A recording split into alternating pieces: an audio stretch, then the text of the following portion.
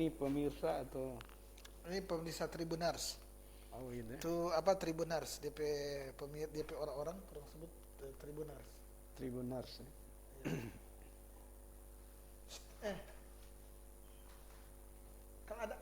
Kalau ada aqua, siapa aqua nih? Aqua Ada botol. gue. Hah? Nggak bilang saya stok di sini dah. Oh,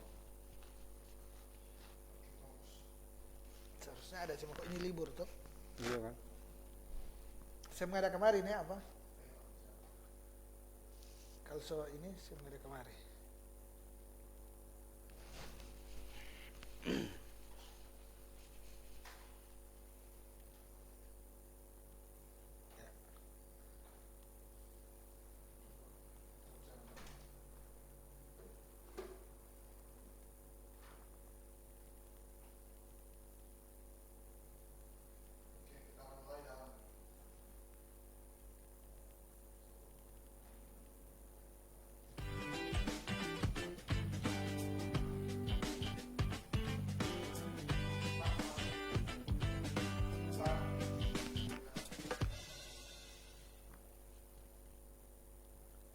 Halo Tribuners, selamat sore.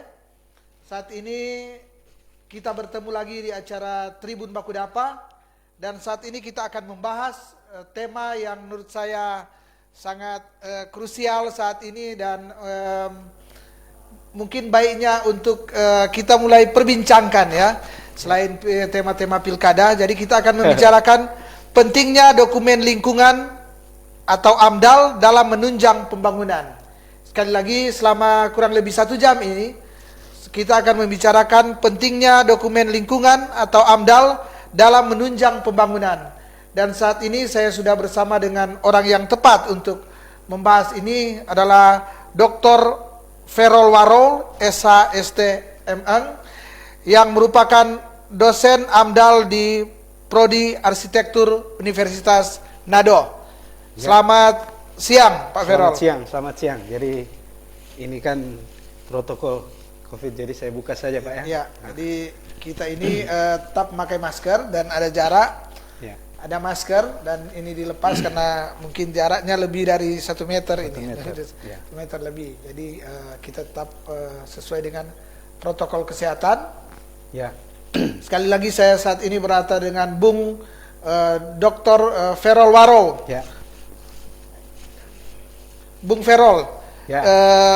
selama ini kita hanya mengenai lingkungan hidup pada hal-hal yang skala besar. Saya pribadi yang awam mengenai lingkungan hanya sering mendengar kalau di luar negeri Greenpeace dan hal-hal yang besar, hal yang besar. Ini yang kita bicarakan ini pentingnya dokumen lingkungan atau AMDAL dalam menunjang pembangunan. Di sini ada 2, adalah dokumen AMDAL atau lingkungan untuk menunjang pembangunan. Artinya ini terkait dengan beberapa aspek. Ya. Pertama aspek pemerintah, kemudian masyarakat. Ya, betul. Masyarakat dalam hal ini swasta, kemudian bisa perorangan juga kan, Betul. perorangan. Nah, ini mungkin perlu Bung Ferol jelaskan kepada Tribuners, jadi pemirsa kita ini Tribuners, yang baik. setiap hari selalu setia bersama dengan kita di setiap sore ini jam 3. Kira-kira bagaimana pentingnya AMDAL ini untuk pembangunan ya, untuk pembangunan baik yang dikelola oleh pemerintah maupun perorangan atau pihak swasta. Bagaimana, Bu Ferol? Ya, baik. Terima kasih atas kesempatan, kebanggaan bagi kami diundang oleh Tribun Manado untuk kemudian mendiskusikan hal yang jadi bagian dari tugas dan kerja kami sehari-hari. Sebenarnya sebagai dosen yang memberikan edukasi pendidikan baik bagi mahasiswa kami maupun bagi masyarakat. Nah, kebetulan saya salah satu dosen yang mengajar AMDAL karena pendidikan terakhir saya studi doktor ilmu lingkungan di Universitas Indonesia dan mengikuti program-program sertifikasi penyusun dokumen lingkungan atau AMDAL. Nah, mengapa ini penting kemudian? Karena kondisi global saat ini kita tahu bahwa kerusakan lingkungan semakin merajalela di mana-mana. Dan ini bukan hanya di kita di Indonesia, tapi hampir global di seluruh dunia. Ya? Seluruh dunia. Nah, atas dasar kerusakan lingkungan ini yang sudah semakin mengkhawatirkan, kemudian oleh berbagai kebijakan, baik pemerintah maupun kebijakan-kebijakan lainnya, membuat aturan-aturan yang kemudian dengan tujuan untuk tentu menjaga keberlanjutan lingkungan ini. Nah, di kita di Indonesia kemudian melalui Undang-Undang Dasar yang terutama di pasal 33 ketika pembangunan dilakukan untuk kesejahteraan masyarakat, tapi salah satu prinsip pembangunan adalah berkelanjutan dan berwawasan lingkungan. Nah, itu yang berkelanjutan dan berwawasan berwawasan lingkungan. Itulah kemudian diteruskan dengan bagaimana sebenarnya pembangunan yang berkelanjutan dan pembangunan yang berwawasan lingkungan ini. Nah, itu yang kemudian ditindaklanjuti dengan adanya undang-undang maupun peraturan-peraturan yang mewajibkan setiap usaha atau kegiatan yang dilakukan dalam konteks pembangunan harus memiliki dokumen lingkungan dan harus memiliki izin lingkungan. Jadi kalau mau membangun atau mau melakukan satu kegiatan apapun, dia harus ada izin lingkungan salah satunya. Begitu. Izin lingkungan ini dia dikeluarkan oleh mana? Oleh SKPD atau kementerian yang ini atau satu atap? Jadi izin lingkungan ini dikeluarkan oleh pemerintah sesuai tingkatannya. Kalau pembangunannya di skala kota kabupaten dan ada kategori-kategorinya, maka tentu dikeluarkan oleh pemerintah kota atau kabupaten. Kalau skalanya kategorinya misalnya yang berbatasan dengan laut atau skala besarannya lebih dari 5 hektar, 10 hektar, ada listnya, mungkin dikeluarkan oleh pemerintah provinsi melalui pelayanan satu atap maupun dinas lingkungan hidup. Kalau kemudian juga kategorinya kompleks lebih besar, mungkin dikeluarkan oleh kementerian. Tapi izin lingkungan ini ditandatangani oleh wali kota, gubernur maupun pemerintah pusat, begitu. Menteri yang mengeluarkan. Ya. Izin lingkungan ini, jadi izin lingkungannya atau AMDAL ya, orang biasa menyebut AMDAL, analisa dampak lingkungan ya, analisa dampak lingkungan.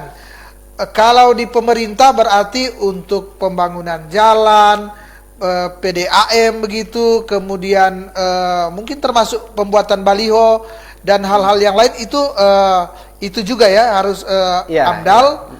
Kemudian kalau di pihak swasta misalnya mengenai restoran, mall, toko, hal gitu.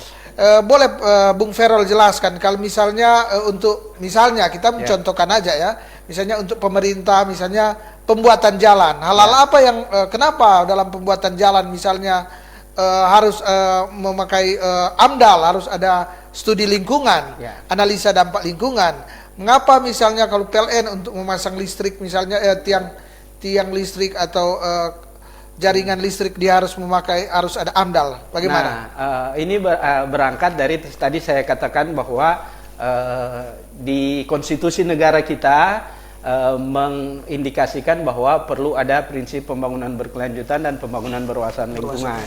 Itu kemudian diturunkan dengan Undang-Undang Nomor 32 Tahun 2009 tentang perlindungan dan pengelolaan lingkungan hidup, di mana setiap kegiatan, rencana kegiatan atau usaha kegiatan pembangunan dia harus memiliki izin. Jadi Bung Aswin kalau mau membangun toko misalnya, tentu harus mengurus izin. Membangun rumah kan urus IMB gitu. Jadi harus mengurus izin yang salah satu izin tersebut adalah izin lingkungan. Izin lingkungan diurus sebelum kegiatan ini dilakukan. Nah, apa itu isi dari izin lingkungan adalah komitmen dari pemrakarsa kegiatan. Nah, pemrakarsa itu bisa pemerintah, bisa swasta, atau bisa siapa saja yang kemudian akan melakukan pembangunan.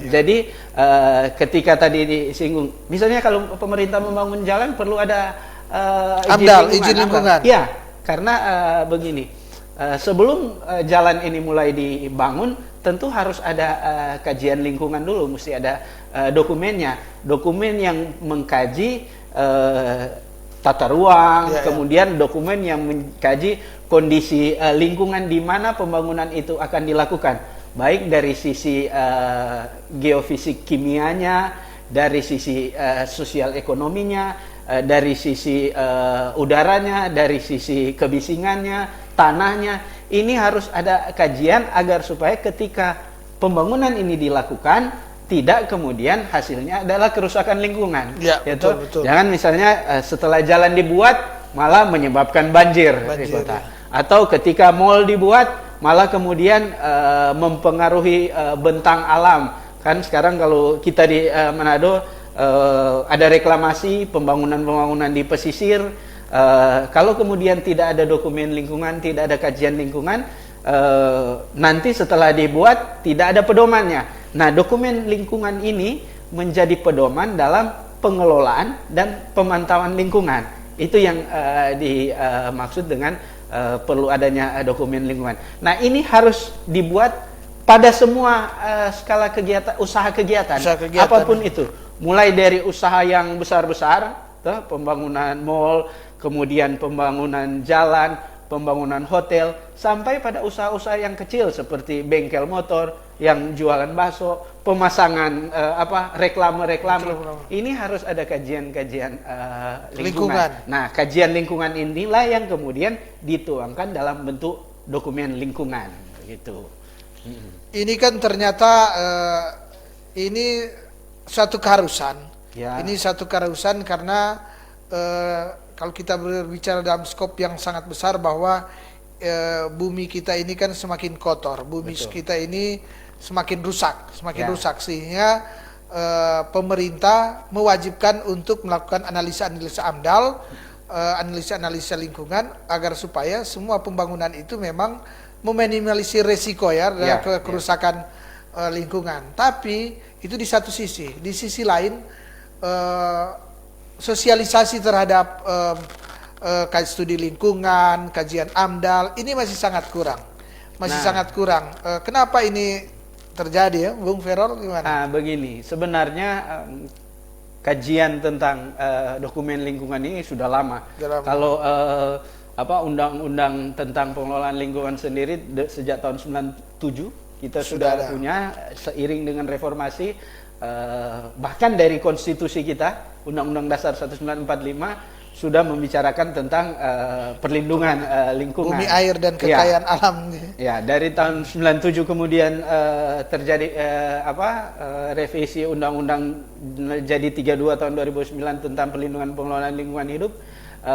Ini sudah cukup lama, kalau 2009 sekarang 2020 harusnya sudah ada 11 tahun lebih dari 10 tahun. Dan di undang-undang itu tertulis bahwa dalam jangka waktu 2 tahun sejak undang-undang ini terbit, harusnya dipatuhi oleh seluruh masyarakat, stakeholder yang melakukan pembangunan. Bahkan sejak undang-undang tersebut diterbitkan, mereka yang menyusun dokumen harus kemudian tersertifikasi. Nah,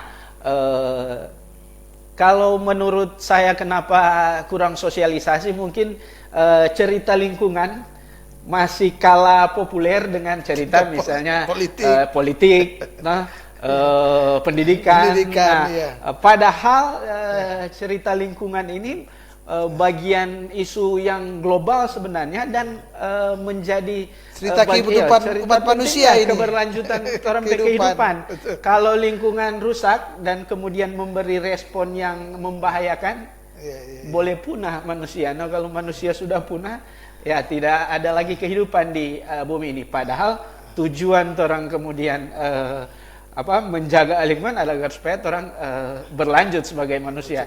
Itu kan kayak sempat tujuan kita orang. sebelum masih off Ya. air tadi kan sempat Baku Sedu bilang, wah bisa aja pandemi COVID-19 ini bagian dari respon alam, respons Betul, bumi terhadap betul. perilaku kita terhadap lingkungan ya. Betul. Nah,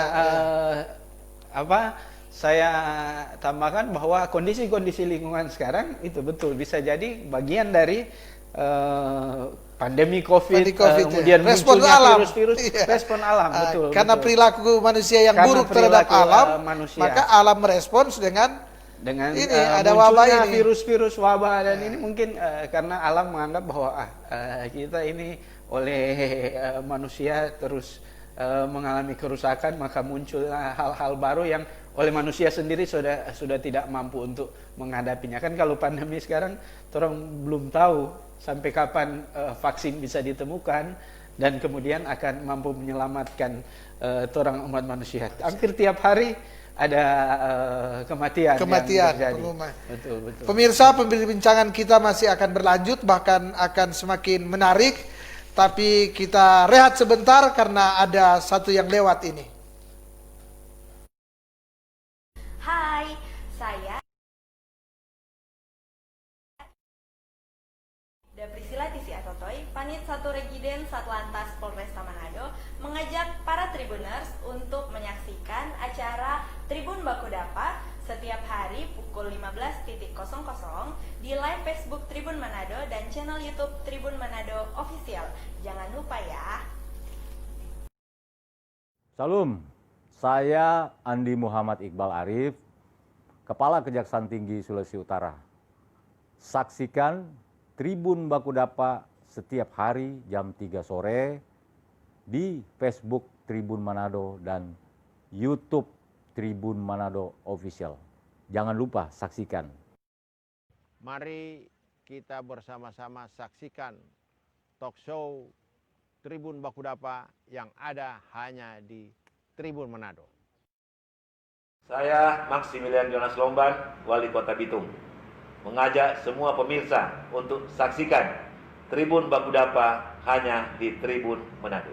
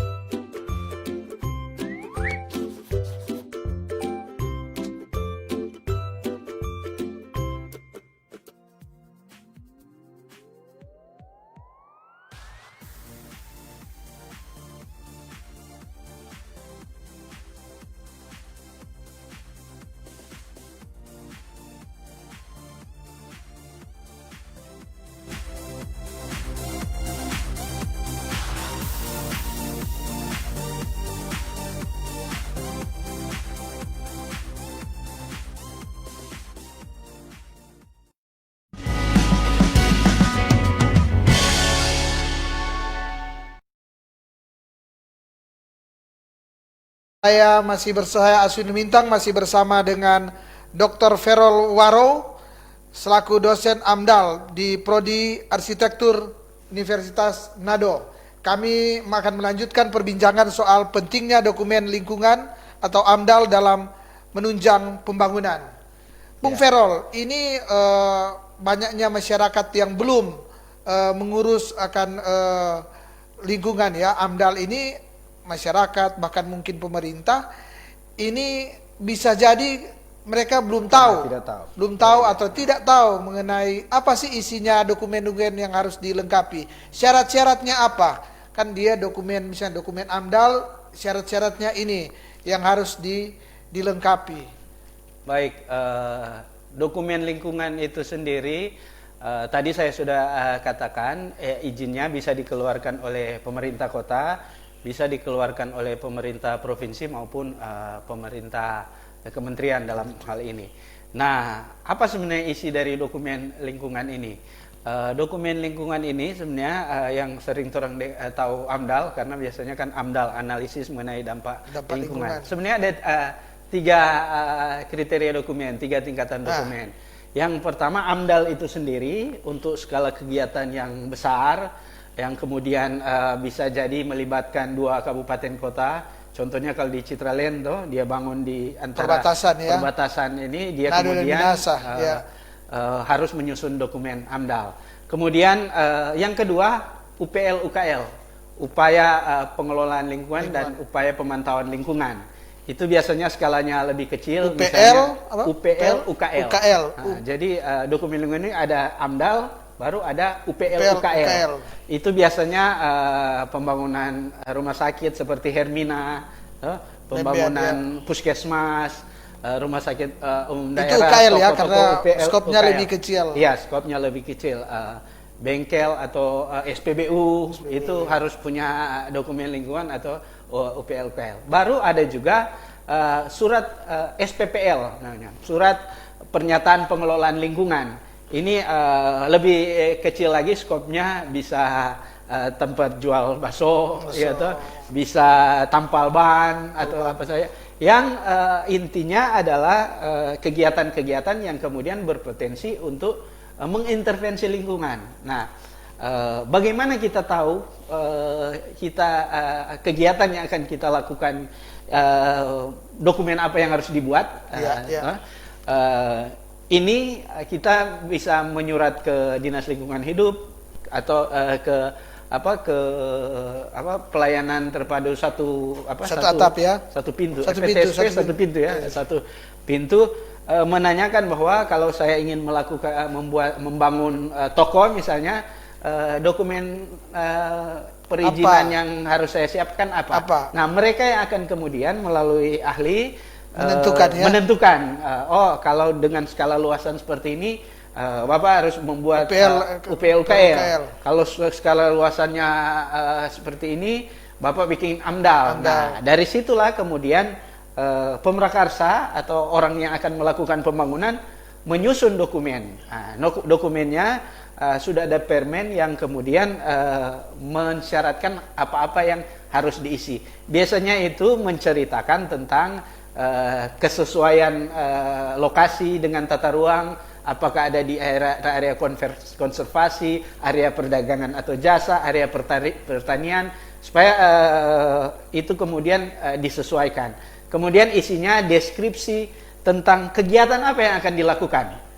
Kalau membuat perumahan berarti ada kegiatan konstruksi bangunan, kemudian kegiatan mobilisasi alat dan material, kemudian kegiatan operasional perumahan.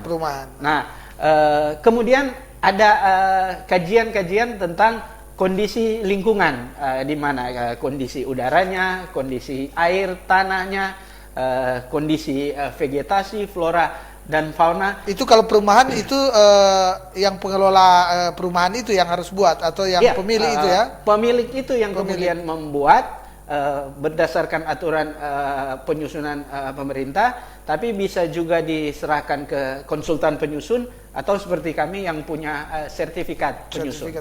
Nah, ya, kami membantu memberi konsultasi untuk menyusun dokumen ini. Nah, dalam tahap-tahap kegiatan, baik tahap prakonstruksi, konstruksi maupun operasional, karena dokumen ini harus dibuat sebelum dimulai kegiatan. Kalau belum ada dokumen ini dan belum ada izinnya, tidak boleh melakukan kegiatan. Harusnya IMB belum keluar berarti ya. Kalau ada yang kemudian tidak punya dokumen dan melakukan kegiatan pematangan lahan saja misalnya, dia bisa kemudian kalau ada laporan keberatan dari masyarakat bisa mendapatkan sanksi administratif maupun sanksi pidana. Nah, karena itu kajiannya mulai dari prakonstruksi, sebelum mulai konstruksi, saat konstruksi, dan tahap saat operasional. Nah, dokumen ini setelah dibuat, diperiksa oleh Dinas Lingkungan Hidup melalui tim teknis terkait untuk mendapatkan kemudian izin lingkungan. Nah, dokumen ini harus kemudian menjadi komitmen pemrakarsa atau siapapun yang akan melakukan pembangunan untuk kemudian mengelola dan memantau lingkungan. Itu kemudian juga harus dilaporkan biasanya tiap 6 bulan. Kalau perumahan-perumahan besar misalnya tiap 6 bulan dia bilang saya mengelola sampahnya seperti ini, saya mengelola airnya seperti ini, saya mengelola limbah seperti ini. Itu harus tetap menginformasikan ke dinas di kota kabupaten gitu. Ke kota dan kabupaten agar supaya nanti tidak kemudian menimbulkan itu pencemaran. Pemilik perumahan menginformasikan atau pemilik restoran yang menginformasikan, atau itu sudah kewajiban dari SKPD misalnya dinas tertentu yang terkait, dia yang harus melakukan pemeriksaan sidak. Nah, bagaimana teknisnya? Waktu selesai disusun, dibahas, mendapatkan izin, ya. Pemrakarsa ini tentu membuat komitmen bahwa saya harus melaporkan setiap 6 bulan. Tapi kalau tapi di tingkatan pemerintah ada bidang yang kemudian menjadi pengawas. Jadi dia mengawasi bagi mereka-mereka yang kemudian kenyataannya sudah dapat izin lingkungan, sudah ada izin membangun, sudah ada AMDAL, tapi kemudian tidak mengindahkan pelaporan, karena kan lingkungan ini akan berubah dari waktu ke waktu setiap saat. Kalau dia tidak melakukan laporan-laporan, jangan-jangan saat ini laporannya kondisi lingkungannya tidak tercemar, 6 bulan berikut tercemar, ini akan sangat membahayakan. Karena itu harus ada pelaporan. Nah, dinas terkait punya bidang yang kemudian melakukan pengawasan, pemantauan, kemudian bahkan penegakan hukum bagi mereka yang melanggar melakukan pencemaran lingkungan. Mengabaikan mengabaikan laporan-laporan ini. Begitu. Bung Ferol, sejauh yang Bung Ferol ketahui, kira-kira apa banyak masyarakat yang katakanlah tidak menaati, abai terhadap lingkungan ini ya, terhadap AMDAL atau yang seperti yang diutarakan tadi UPL, UKL itu banyak yang abai, dan kira-kira bagaimana prosesnya, sanksi-sanksinya kalau diabai? Nah, kalau sekarang setahu saya apapun kegiatan yang akan dilakukan tentu membutuhkan izin. Siapapun dia, pengusaha, walau dia membangun saja kandang ayam misalnya di kebun ini, tapi kemudian dia harus lapor ke pemerintah setempat. Yang pasti pemerintah setempat kemudian akan memberitahukan untuk kemudian mengurus izin sebagaimana yang dibutuhkan. Nah, waktu dia mengurus izin, biasanya yang saya sebutkan tadi ke PTSP, dia akan mendapatkan list formulir bahwa harus membuat dokumen lingkungan. Kalau sekarang pasti siapapun yang akan membangun, kalau dia melapor pasti diminta untuk membuat dokumen lingkungan. Kalau dia tidak membangun, nah ini jadi tanda tanya kalau dia kemudian membangun tanpa izin. Bisa dihentikan, bisa mendapatkan sanksi. Nah, kalau dari skalanya, kalau sekarang pasti semua mengurus izin. Tapi sebelum pemberlakuan peraturan ini, mungkin ada kegiatan-kegiatan yang sudah dilakukan, tapi belum mengurus dokumen. Nah, disitulah dokumen harus diurus. Kalau sudah diberitahu oleh misalnya pemerintah, dinas lingkungan hidup, ketika kedapatan, Bapak membangun bengkel, tidak urus izin lingkungan, tapi tidak diindahkan, maka dia bisa kena sanksi administratif, denda, bahkan sanksi pidana sebagaimana Undang-Undang 32 tahun 2009. Ancaman hukumannya cukup denda ya? Ya, bisa dia dendanya sekitar 500 juta, range-nya 500 juta sampai 5 miliar, dan ancaman hukumannya hukuman badan. Begitu. Kita coba ya, ini kita sekedar mengambil contoh ya, misalnya kalau dia mantos ya. Kalau dia mantos, dia diperkirakan dia jenis AMDAL yang harus dia apa? AMDAL atau UPL UKL dia? Kalau mantos, kemudian bagaimana prosesnya? Biasanya tergantung hasil penapisan dari DLH, tapi setahu saya tentu kalau skala mantos ini kan sudah skala besar iya. Tentu apalagi dia berbatasan dengan laut. Kalau dia berbatasan laut, otomatis dia harus membuat AMDAL. Nah, di AMDAL ini dia ada komitmen untuk mengelola lingkungan. Nah, saya yakin mereka punya dokumennya, dokumen lingkungan. Karena kalau tidak punya dokumen, tidak mungkin membangun dan berizin. Yang mengurus itu, apakah tenan-tenan kan di sana ada rumah makan, tenan-tenan yang ada di situ atau pengelolanya? Oh, pengelolanya, tidak Pengelola. pengelolanya secara keseluruhan. Yang kemudian tapi harus memberitahu isi dari Mohantos itu apa? Karena dari awal kan dia sudah mendeskripsikan kegiatannya apa.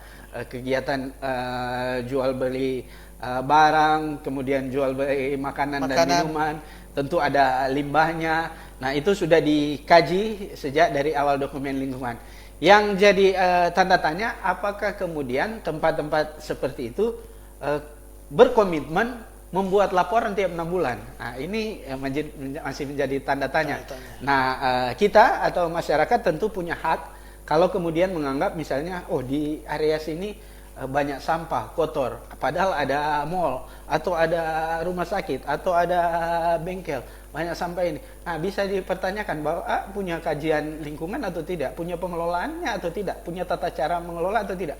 Kalau tidak ada, bisa kita laporkan, bisa ke Dinas Lingkungan Hidup, bahkan bisa ke kepolisian untuk kemudian mengusut apakah kemudian bisa nanti di pengadilannya dibuktikan bahwa pemrakarsa ini mengabaikan pengelolaan lingkungan atau tidak. Dia melapornya secara per 6 bulan itu di kabupaten kota atau di provinsi? Tergantung di mana izin lingkungannya keluar. Kalau di tingkatan kota kabupaten dia lapornya ke DLH kota kabupaten. Kalau kan Manado di Teling, bukan Teling Singkil, Tuminting. Kalau di provinsi pas di kantor gubernur di depan Samsat, dia melapornya di sana. Tapi ada yang kalau dari kementerian tentu dia melapor ke kementerian. Ya. Tapi dia ada tembusannya. Tembusannya biasanya kalau laporan ke kota tembusannya ke provinsi. Kalau laporan ke provinsi tembusannya ke kementerian. Juga camat atau lurah di mana tempat kegiatan ini dia melapor juga tingkatan juga. Iya, dia harus memberikan report laporan itu tiap 6 bulan. Nah, itu oleh masyarakat bisa ditanyakan. Ada Pak Lurah, ini hotel udah bangun ini ada bikin pelaporan pemantauan atau pengelolaan lingkungan. Itu masyarakat berhak bertanya. Kalau tidak, masyarakat berhak untuk melaporkan bahwa tidak ada pengelolaan dan pemantauan yang dilakukan oleh pemrakarsa atau investor, stakeholder yang membangun akan kegiatan yang baik rumah sakit, baik hotel, mall atau apalah pembangunan yang sementara. Jadi hal yang sama juga berlaku untuk misalnya pelaporan untuk jalan raya maupun PLN begitu ya? Iya, dia dilaporkan juga berdasarkan tingkatan jalan misalnya. Iya, PDAM, PLN bahkan seringkali mereka punya kewajiban tiap 6 bulan harus melaporkan. Bahkan kalau ada perubahan skala kegiatan pun, misalnya kalau dari 10.000 kVA menjadi 20.000 atau tiang-tiang listriknya diganti, ini harus diperbaharui dokumennya agar sesuai dengan apa yang ada di lapangan. Itu harus. Kalau jalan apanya yang mau dilapor? Kalau jalan tentang lingkungannya, kondisi jalannya, kemudian bagaimana drainasenya, di mana kemudian kalau ada terjadi genangan itu mana yang harus diperbaiki. Ini juga perlu PDAM juga, hampir semua sektor sebenarnya harus punya dokumen lingkungan, karena dokumen ini penting untuk kemudian jadi alat untuk kita mengontrol jalannya pembangunan itu sendiri, begitu. Tribuners, kita masih banyak lagi perbincangan, tapi berhubung ada break ya, kita break karena ada satu yang lewat ini, jadi kita akan tetap melanjutkan lagi di sesi terakhir, masih tetap bersama Dr. Ferrol Warrow. Kita akan membahas soal AMDAL ya, soal lingkungan.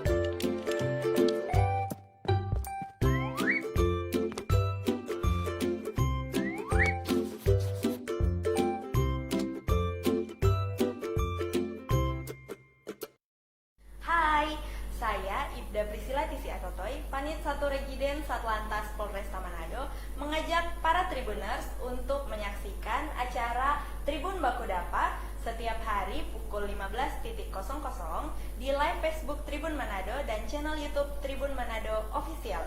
Jangan lupa ya. Salam, saya Andi Muhammad Iqbal Arif, Kepala Kejaksaan Tinggi Sulawesi Utara. Saksikan Tribun Bakudapa setiap hari jam 3 sore di Facebook Tribun Manado dan YouTube Tribun Manado Official. Jangan lupa saksikan.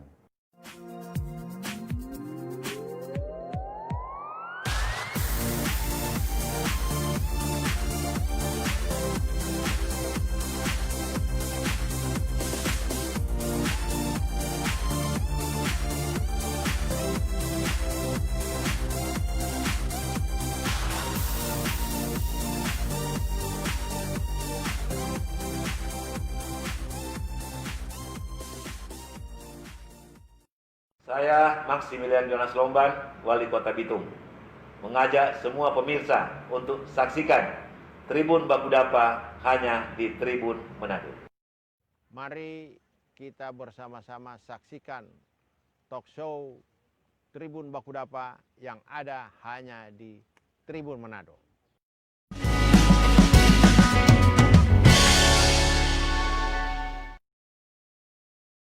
Tribuners, kembali lagi saya bersama dengan Dr. Ferol Waro. Kita akan membahas soal AMDAL ya, soal AMDAL atau kajian lingkungan untuk pembangunan ya, untuk pembangunan tentunya pembangunan di Sulawesi Utara. Bung Ferol, tadi kita sudah berbicara banyak soal bahwa hampir semua pembangunan dia harus ada kajian AMDAL. Kajian lingkungan, semua pembangunan dia harus ada kajian lingkungan.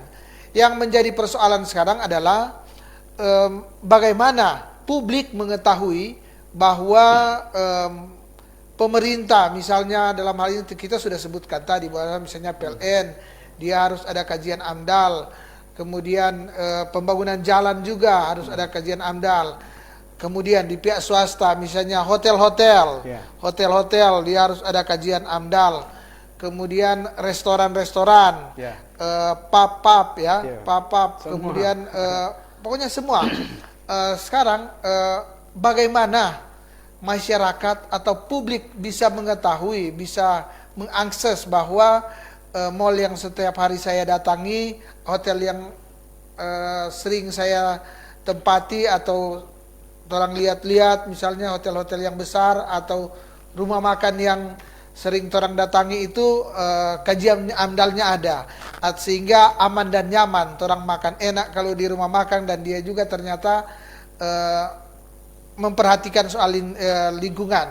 Bagaimana itu, Bung Ferol? Nah, jadi begini, sebelum masuk ke cerita tersebut, saya ingin katakan bahwa karena kondisi global kerusakan lingkungan yang sekarang berkembang, muncul gerakan-gerakan yang kemudian gerakan-gerakan moral bahwa pembangunan yang tidak berwawasan lingkungan biasanya tidak disukai oleh masyarakat dan mendapatkan justifikasi. Bisa jadi ada hukum sosial. Ya, hukum sosial bisa jadi kalau misalnya satu tempat yang kemudian ternyata jelas-jelas merusak lingkungan, bahkan ada yang diketahui oleh publik turut serta dalam membiayai perusakan lingkungan atau kegiatan-kegiatan yang merambah hutan misalnya, ini kemudian mendapatkan sanksi-sanksi sosial walaupun masyarakat. Mungkin ada sanksi administratif maupun sanksi pidana berlaku. Nah,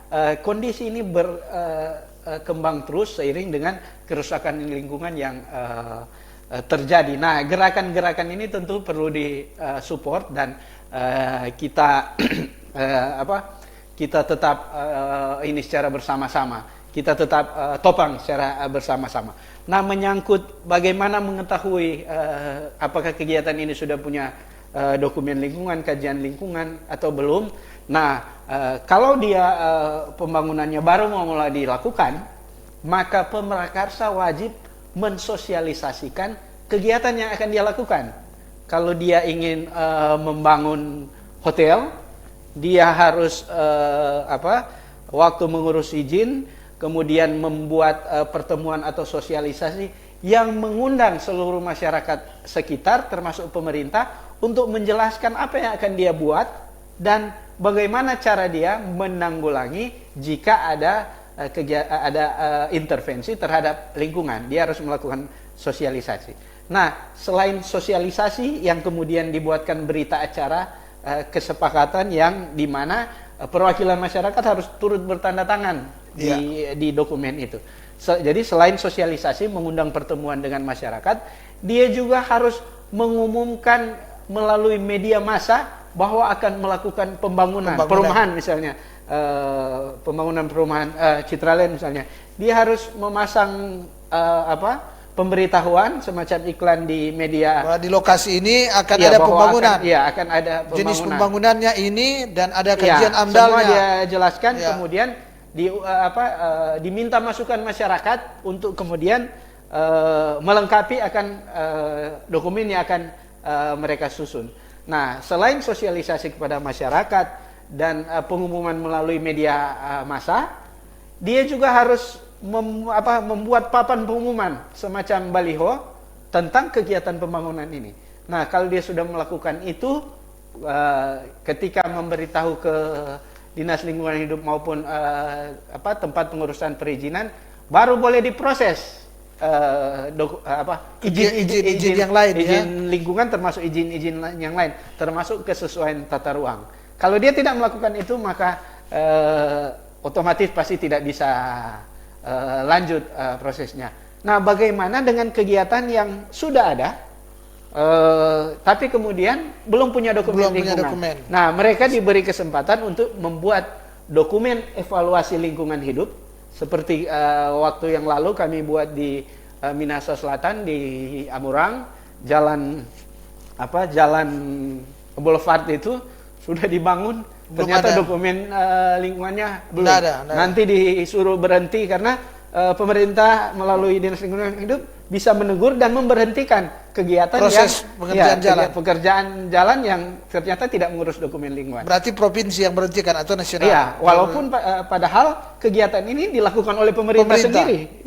Jadi Dinas Lingkungan Hidup memberhentikan dan kemudian memberikan rekomendasi untuk membuat dokumen lingkungannya.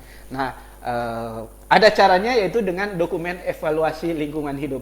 Namanya evaluasi dokumen evaluasi lingkungan hidup. Kurang lebih isinya sama dengan AMDAL, tapi lebih ke arah bagaimana tahap operasionalisasi dari kegiatan yang sudah berlangsung tersebut. Dan kalau skalanya lebih kecil seperti UPL-UKL, ada dokumen pengelolaan lingkungan hidup (DPLH). Nah, ini bisa diteruskan atau tidak, tergantung hasil kajian. Kalau kemudian ternyata misalnya jalan ini melewati area konservasi, ada bakau di sana, tidak bisa diteruskan, ya kan? Nah, kesalahan pemerintah sendiri misalnya membangun ternyata tidak mengurus dokumen lingkungan. Nah, pemerintah saja harus mengurus izinnya kalau mereka membangun, apalagi pihak swasta atau pihak lain yang bukan pemerintah. Ini harus juga, jangan sampai malah kemudian diberhentikan, kemudian tidak diberhentikan, kemudian malah berkonsekuensi dengan sanksi administratif, bahkan sanksi pidana kalau mereka tidak punya dokumen lingkungan. Karena dalam Undang-Undang 32 tahun 2009, setiap usaha atau kegiatan yang dilakukan wajib memiliki dokumen lingkungan, baik itu AMDAL, UPL, UKL atau SPPL. Kalau tidak ada, dia terus melakukan kegiatan pembangunan dan bahkan melakukan pencemaran, maka siap-siap untuk berhadapan dengan sanksi pidana. Denda 500 juta sampai berapa miliar tergantung putusan pengadilan, dan siap untuk kurungan badan untuk pemrakarsa atau penanggung jawab kegiatan tersebut. Maksimal berapa hukuman badannya? Minimal 1 tahun dia. Minimal satu tahun, bisa lebih tergantung tuntutannya dan tergantung kerusakan yang dia lakukan. Tapi kan bukan itu Iya. sebenarnya tujuan utama dari penyelamatan lingkungan. Lingkungan. Tapi dengan Soal penyadaran adanya, sebenarnya kan ke masyarakat. edukasi, penyadaran Edukasi. ke masyarakat dan bagaimana keberlanjutan lingkungan itu. Tapi juga sanksi ini sebenarnya tanda bahwa keseriusan lingkungan yang sudah harus diselamatkan saat ini, ya toh? Artinya semua stakeholder harusnya menyadari bahwa ini untuk bagian untuk menyelamatkan bumi, bahwa bumi kita ini sudah kerusakannya sudah berat, Ya, sehingga betul. pemerintah pun dia harus ini dengan dirinya ya harus artinya dia harus mengatur dirinya, dia harus berusaha memprotek dirinya untuk dia memberikan teladan, memberikan contoh ya. Karena itu seperti dicontohkan tadi, pembuatan di Boulevard Amurang itu oleh pemerintah yang satu tingkat di atasnya Ya, diberhentikan. padahal ini proyek juga karena ini kementerian malah. Ya. Nah, itu Ini saya ingin agak teknis sedikit. Apa sih sebenarnya itu? Misalnya ini kan di bumi kita ini ada darat, laut, udara. Ya. Kalau kita masuk teknis, kira-kira apa sebenarnya yang di perizinannya apa yang dideteksi? Misalnya di udaranya harus bagian udaranya harus amannya apa, daratnya apa, kemudian bawah tanahnya apa yang? Nah, pencemaran yang terjadi baik darat, laut, udara. Nah, pencemaran dalam hal udaranya, apakah masih memenuhi standar baku mutu sebelum pembangunan dilakukan atau sesudah dilakukan? Jangankan kalau dibangun pabrik misalnya, sembarangan tidak ada pengelolaan limbahnya, membuang asap melalui corobong ke media lingkungan, akhirnya penyakit yang kemudian terjadi, atau kemudian membuang sampah sembarangan atau hasil-hasil pengelolaan limbah cair, limbah rumah tangga juga, limbah cair yang sembarang dibuang ke saluran sampai ke laut, rusak laut, orang mandi malah terkena sakit penyakit. Kemudian di media tanah, air tanah kalau tidak dikontrol, kita minum airnya malah kita keracunan. Nah, semua hal itu yang harus dikontrol. Sebelum kegiatan dilakukan harus diperiksa sampelnya melalui lab. Kemudian dari hasil laboratorium itu kita kontrol terus agar supaya tidak menyebabkan pencemaran. Karena sekarang tercatat suhu bumi tertinggi saat ini. Kalau yang saya baca di Gurun Nevada bisa sampai 55 derajat. Nah, di kita di Sulawesi Utara, di Manado, di area Katulistiwa, kalau siang mau beraktivitas, kalau nak pakai AC, orang so gerah nih. Nah, kalau orang terus mendorong terjadi pencemaran dan perusakan lingkungan, otomatis suhu bertambah. Maka pelan-pelan memang range waktunya bisa 100-200 tahun suhu bertambah. Tapi lama-kelamaan kepunahan umat manusia akan terjadi. Nah, sebaiknya kan orang care dan peduli dengan tompe rumah sendiri, gitu.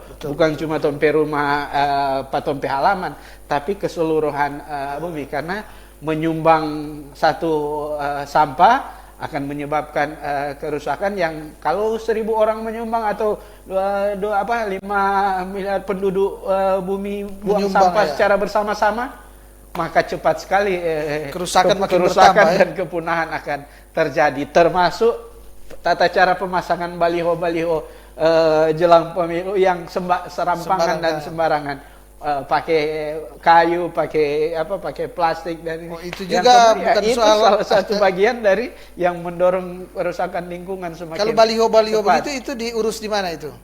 Nah, itu mungkin ada perizinan tersendiri ya. Tapi kalau kemudian pemasangannya dari sisi dari sisi estetika dan kemudian menyebabkan pencemaran, karena kalau sebanyak ini baliho kan bisa menyebabkan pencemaran, nah siapa yang memasang? Itu yang akan kena apakah KPU selaku penyelenggara atau para bakal calon atau tergantung calon? Siapa yang memasang. Jadi dia tidak melihat peserta atau tidak peserta. Siapa pasang biar bukan calon, Atau kemudian dia merusak lingkungan, kemudian menyebabkan terjadinya pencemaran karena terlalu banyak pasang, bisa jadi ada perseorangan LSM atau orang yang merasa dirugikan melaporkan dan siap-siap untuk mendapatkan sanksi. Bisa sanksi pidana dan selain sanksi kalau melapor di polisi, apakah kepolisian sudah ada tim ahli yang bisa mengkaji ini? Bisa jadi. Yang pasti saya tahu kalau tempat laporan tindak pidana lingkungan bisa ke dinas lingkungan dan bisa ke polisi. Nanti kemudian akan dipelajari arahnya kemana. Tapi saya yakin bahwa kalau kemudian ini bisa dibuktikan sebagai tindak pidana lingkungan, polisi sudah punya tim lah sudah punya tim. Bahkan kami beberapa kali memberikan masukan-masukan, kajian-kajian bahwa misalnya kegiatan ini terjadi pencemaran atau tidak. Kan kita sudah punya banyak ahli-ahli yang kredibel untuk itu. Nah, ancamannya tentu tidak gampang buat pemerakarsanya, tapi lebih jauh ancamannya adalah kerusakan dan kepunahan bumi. Nah, kita tidak inginkan bersama itu. Ya. Gitu. Kalau dari perbincangan kita dari tadi, berarti istilahnya bahwa kajian AMDAL ini bukan sekedar administrasi ya, bukan hanya sekedar di atas kertas, tapi memang pemerintah sangat serius. Artinya pemerintah itu dalam melakukan kajian AMDAL, dalam mengeluarkannya, dia harus melalui suatu tim yang benar-benar melakukan pemeriksaan. Mungkin betul. Ada laboratorium atau bagaimana? Ya, jadi prosesnya kompleks, tapi bukan berarti sulit dan tidak bisa dilakukan. Bagi siapapun yang ingin mengurus izin, tentu diberi ruang oleh pemerintah. Asalkan mengikuti proses dan pentahapannya. Dia menyusun dokumen, dia memeriksa sampel-sampel baik udara, tanah, air di laboratorium yang terakreditasi sebagai dasar dia melakukan pelaporan, maka saya kira bukan hal yang sulit dan tidak bisa dilakukan. Izin lingkungan tetap bisa diberikan sepanjang mereka membuat sesuai dengan prosedur dan aturan. Karena intinya adalah bagaimana mengelola dan memantau lingkungan. Kalau membangunkan pasti kita akan mengintervensi lokasi tersebut. Minimal potong rumput bagian dari mengintervensi. Tapi kemudian ini harus ditata dan dikelola.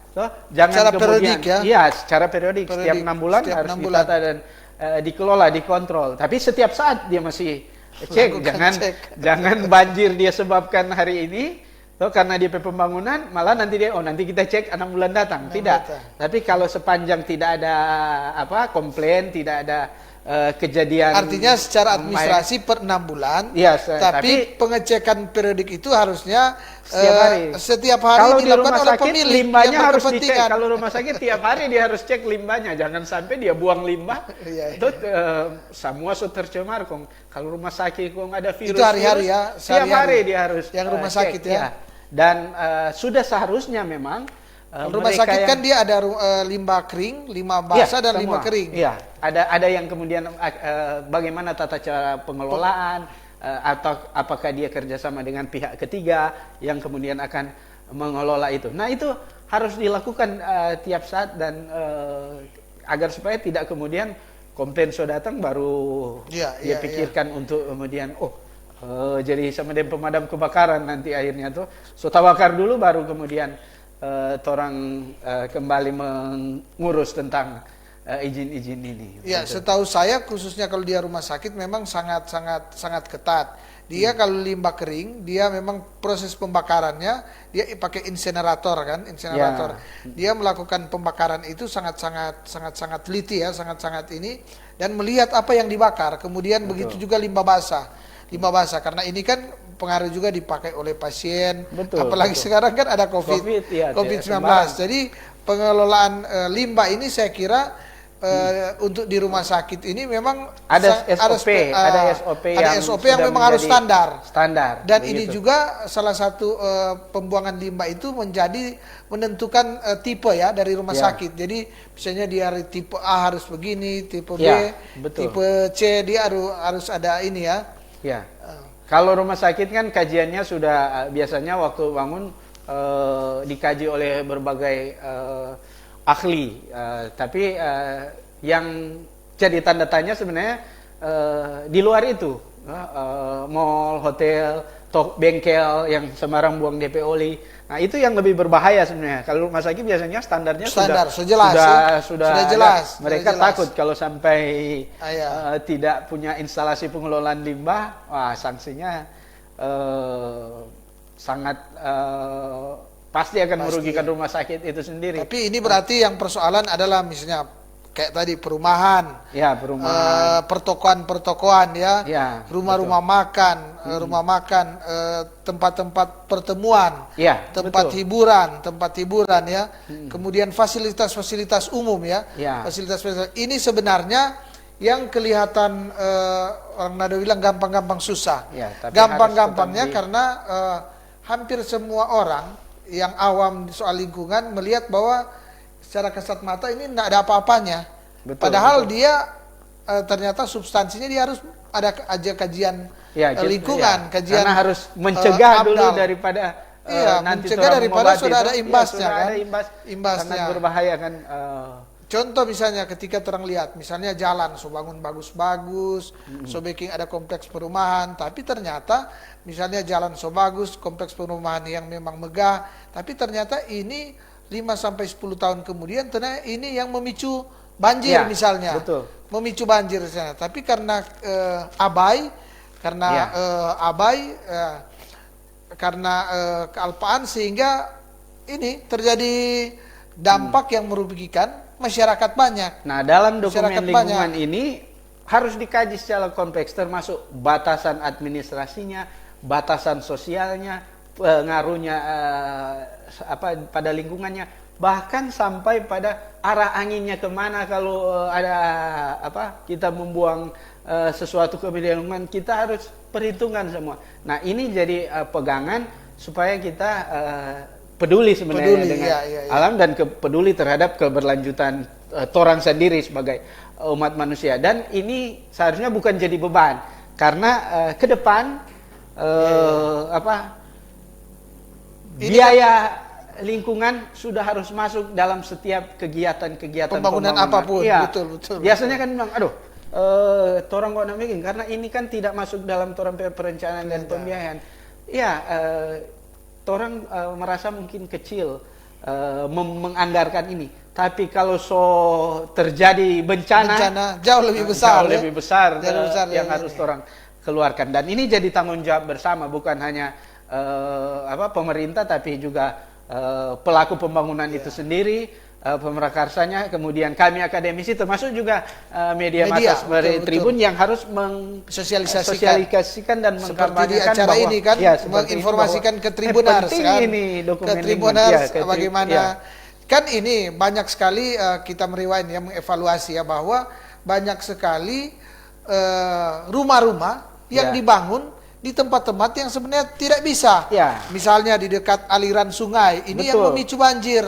Banyak ini sekedar ini ya, di dahulu-dahulu ada katanya informasi yang kita lihat bahwa banyak sekali pembangunan perumahan di areal yang sebenarnya tidak bisa. Sehingga memicu banjir. Memicu banjir. Kan begini, setiap analisa lingkungan harusnya ketika pemerintah memberikan kajiannya, memberikan kajian atau para ahli memberikan kajian, dia harus sudah menganalisa tempat ini, lokasi ini setidaknya mungkin sampai 15-30 tahun ke depan. Harus ada perencanaan, harus ada rancangan. Dia harus dia harus kajiannya harus menyeluruh, harus holistik, dia harus ini dan segala aspek. Dan kan begini, kalau kita mengkaji hanya untuk hari ini saya kira sangat dangkal kalau kita mengkaji untuk hari ini. Yang kita kaji adalah sampai masa yang berapa puluh tahun batas-batas, bukan cuma batas administrasi, tapi batas-batas ekologi semua. Jadi kalau misalnya membangun di Manado di wilayah pinggir sungai, kajiannya harus sampai ke Danau Tondano misalnya, ya toh. Jangan sampai hanya karena cuma di bagian sini. Ini juga yang torang kaji. Akhirnya banjir dan bencana. Bukan rahasia lagi torang banjir Ya. saja berulang. Dulu mungkin Dan lebih tiap besar, 100 tahun lebih besar. ya. Dulu tiap Lebih 100 besar. tahun, soal 50 tahun, tiap 20 Lebih tahun, ini, 10 lebih tahun. menurun. Ya, 5 bahaya, tahun, kayak 5 setiap tahun. setiap 5 tahun. Kalau setiap tahun biaya sebenarnya itu sebenarnya kalau perencanaannya secara jelas dan matang memperhatikan keberlanjutan lingkungan, orang bisa hindari, ya toh, begitu. Ya, jadi ini kita bicara bahwa penting sebenarnya. Artinya kembali lagi bahwa sebenarnya AMDAL ini, kajian AMDAL ini bukan sekedar kalau kita membangun hanya untuk mendapatkan administrasi, tapi ini Tanggung jawab ini ini. tanggung jawab ini. Ini adalah kita menyamakan visi ya. Kita menyamakan visi, kemudian kita membudayakan. Ya, Ada betul. kultur yang sadar lingkungan. Ya, betul. Kita bikin betul. suatu Muaranya kultur, kan ke sana. muaranya kan ke sana. Ya. Persoalan kertas ini, persoalan administrasi ini kan sebenarnya hanya untuk menekan, hanya untuk membuat masyarakat sadar. Yang sebenarnya adalah ini membudayakan. Ya, Nah, betul. ini yang tentu menjadi tugas kita bersama. Ya, betul. Jadi betul. tugas kita bersama membudayakan. Ya, pertama tentu seperti kita hari ini mencerahkan ke Tribuners yang Kalau mau yang bikin menonton, pembangunan, bikin dokumen, menginformasikan. lingkungan. Ya, Karena betul. mungkin ada teman-teman Tribuners yang memang tidak tahu, Ya, ada yang setengah tahu, ada yang so tahu tapi pura-pura tidak tahu. Betul, betul. Nah, ini tentu. Jadi tapi para intinya pengusaha terutama, Iya, ya, toh, toh. jangan karena Iya, mau toh. suka cepat jadi Jadi, DP kegiatan.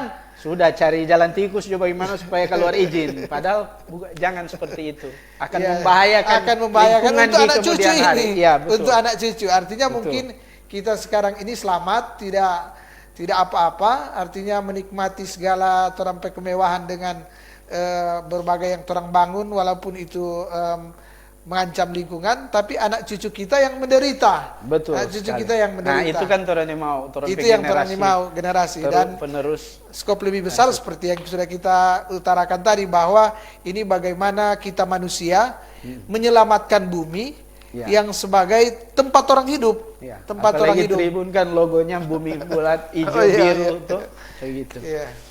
Saya kira ini sudah kurang lebih 1 jam orang Ya. bercerita. Nggak dapat rasa, ya? Tidak Saya dapat kira mau rasa 2 karena jam. menarik. Ternyata menarik isu ini. Tadi saya bilang kurang seksi, saya ternyata menarik. Ya. Menarik dan Tribuners, terima kasih ya pada Tribuners yang sudah setia kurang lebih 1 jam menonton akan Tribun Bakudapa pada saat ini. Sekali lagi kita bersama dengan Dr. Ferol Waro selaku boleh dikata ahli ya, ahli di mengenai soal AMDAL ini, sekaligus dosen di arsitektur ya, arsitektur Unima, program studi arsitektur Unima yang lebih khusus paham atau mengkaji atau spesialisnya soal AMDAL. Jadi Tribuner, saya kira kita cukup bersyukur atau merasa bermanfaat ya, karena kaji AMDAL lingkungan ini kadang-kadang kita menyepelekan, tapi sebenarnya ini sangat penting karena soal kehidupan keturunan kita nanti. Selamat sore, dan kita akan bertemu lagi Tribuners dengan Tribun Bakudapa dengan agenda yang sama, dengan agenda yang berbeda, dengan tema yang berbeda, tapi di jam yang sama. Kita akan mulai tetap mulai di jam 15.00 atau jam 3 sore sampai dengan jam 4. Terima kasih.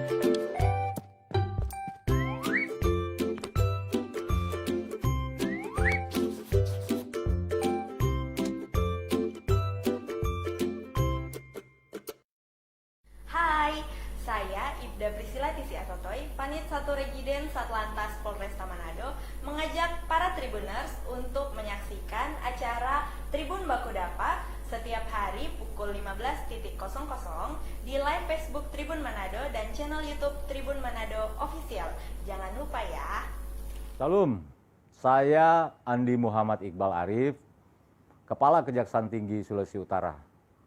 Saksikan Tribun Baku Dapa setiap hari jam 3 sore di Facebook Tribun Manado dan YouTube Tribun Manado Official. Jangan lupa saksikan. Mari kita bersama-sama saksikan talk show Tribun Baku Dapa yang ada hanya di Tribun Manado.